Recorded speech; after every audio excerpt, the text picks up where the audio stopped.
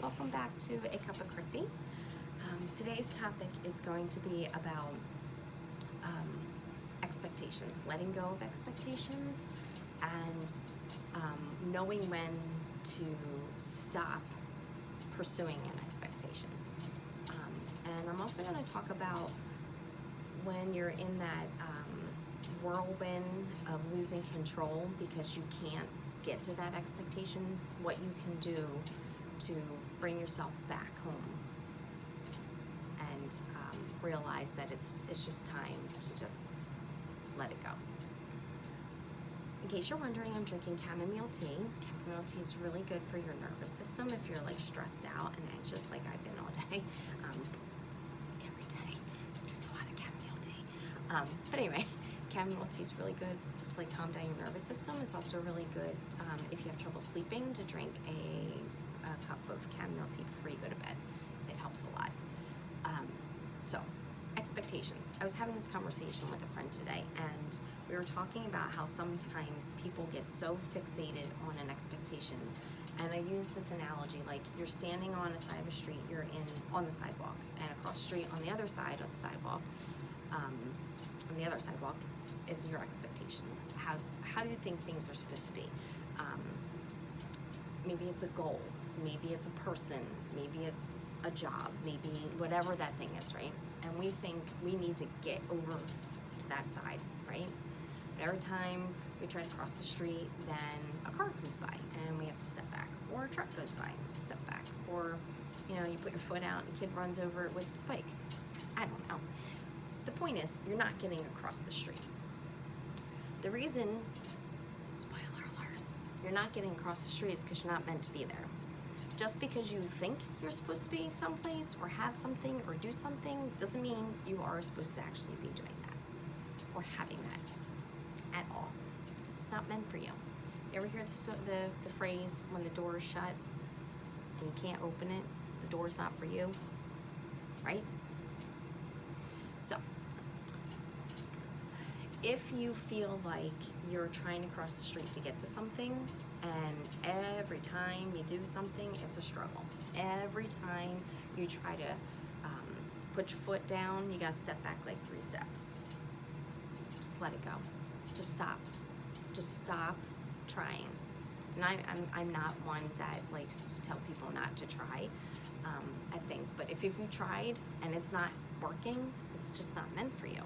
Now, if you're trying and you're getting traction and it's a little bit at a time, and like maybe it's like an inch here and maybe like a foot there and then an inch here, but it's taking a little bit longer, just keep at it.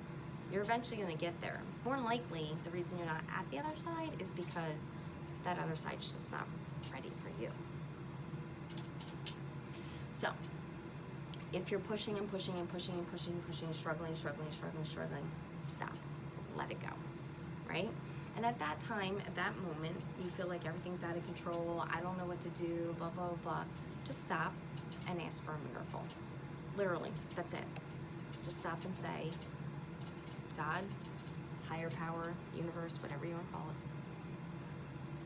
I'm struggling here, I need a miracle. And then just let it go.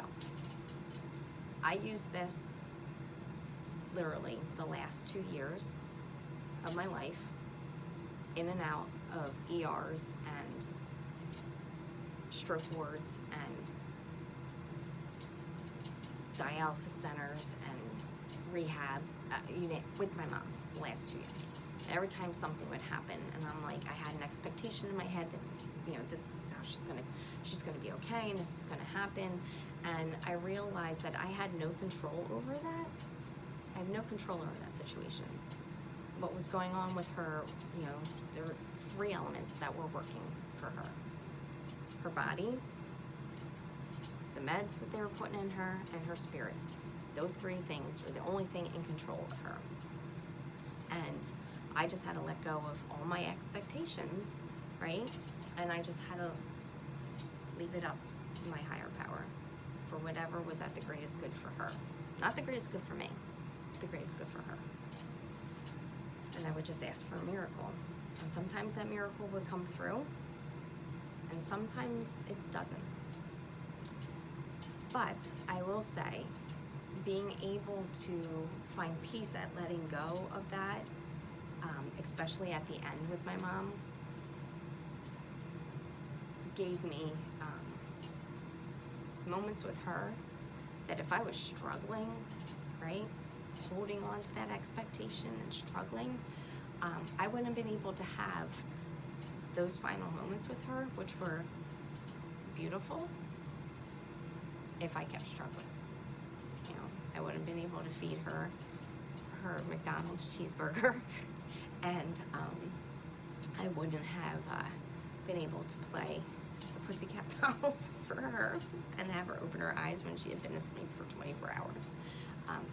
So when you're struggling, just let it go. Just let it go and just ask for a miracle. And just let it be what it is. You know, what's on the other side isn't always for you. And sometimes making a left or going right, you're gonna find something more beautiful in those directions than you are straightforward and on the other side. So I also had a conversation with my best friend, Michelle, and we were talking about how getting old is so hard. Spoiler alert for you little people, you young people. But getting old is hard because you worry about so much. But the reality is you're not in control of what's happening to you most of the time. You're in control of two things: your attitude and how you fight back. That's it. So if you're struggling to get to the other side and you're not getting there, just do yourself a favor and let it go and ask for a miracle. And who knows, that miracle might take you over there at another time. Maybe it's just not meant for you at that moment. Maybe you just need to have patience. Or maybe, just maybe, something better is there for you. And you let go of it and it made space for that. And I bet you, if you reflect on your past, like I talked about in my last video, reflecting on your past and learning lessons from your past, I guarantee you that if you think back to situations and expectations that you had and you let go of them, something better came along. Right? That's a little homework for you. Go back in your past and see all the good stuff that happened when you let things go. Anyhow, so that's my little tidbit for today. I thought I was going to get through a cup of Chrissy without crying. Maybe next time I will. But again, these are just tips and stories and wisdom of my 49 years of life that I just want to share with you. I truly believe, I love listening to other people's stories, and I truly believe that when you share your stories, when you share your wisdom and your knowledge, it helps other people grow, and in turn it'll help you grow, because I guarantee you somebody's going to comment back to me and say something, hopefully something nice. But it might spark a conversation. It might, you know, ignite something in you that you're like, wow, I didn't even think about that. Or it might give you a whole nother different perspective. Or, you know, maybe I'm not your jam and, you know, you're like, who's this chick? And you'll turn me off. And that's fine. It's okay. I'm not everybody's cup of tea. So, but thank you for joining me, and I hope to see you again